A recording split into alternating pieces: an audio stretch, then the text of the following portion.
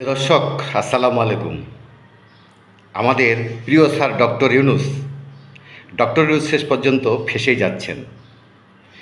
খবরে প্রকাশ, গতকালকে এবং বৃহস্পতিবার দুইজন দুইজন হাইকোর্টের লয়ার ওনার বিরুদ্ধে রিট করেছেন বা ওনার বিরুদ্ধে অভিযোগ করেছেন।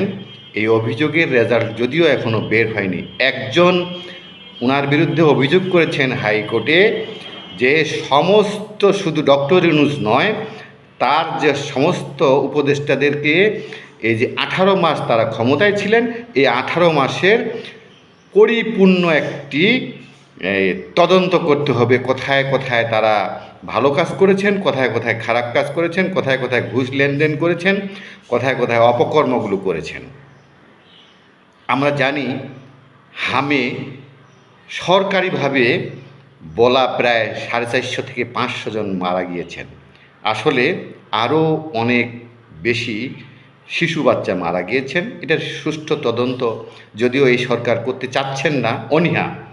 ডক্টর ইউনূসের মাধ্যমেই এই সরকার এসেছেন, কাজেই এই সরকার এটি একটি গ্রহণযোগ্য তদন্ত করবেন না, এটাই খুব স্বাভাবিক। যা হোক, এখন এই যে এতগুলো বাচ্চা মারা গেল কার অবহেলায়, কেন টিকা নেয়নি, কেন টিকা কিনেননি, আর এই কেন বা করেছেন, এমন হাজার হাজার অভিযোগ সমস্ত উপদেষ্টাদের উপরে। আর এই উপদেষ্টারা এত সহজেই পার পেয়ে যাবেন, এটা তো আসলে হতেই পারে না। সমাজে এক একজন মানুষ এক এক রকমভাবে বিদ্রোহ করে, তেমনি একজন হাইকোর্টের লয়ার বিদ্রোহ করেছেন যে তাদের বিরুদ্ধে 18 মাসের একটি তদন্ত করতে হবে।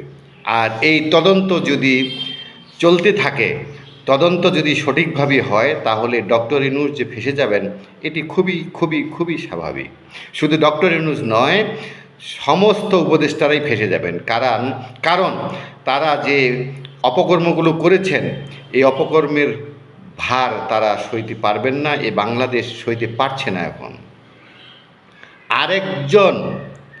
আরেকজন হাইকোর্টের লয়ার একটি রিট করেছেন বা অভিযোগ করেছেন, সেটা হলো যে এই যে উপদেষ্টারা ছিলেন ডক্টর ইউনূস সহ তার উপদেষ্টারা কেউ যাতে দেশের বাইরে যেতে না পারে এমন একটু নিষেধাজ্ঞা চেয়েছেন। আর এটা যদি হাইকোর্ট দেয়, তাহলে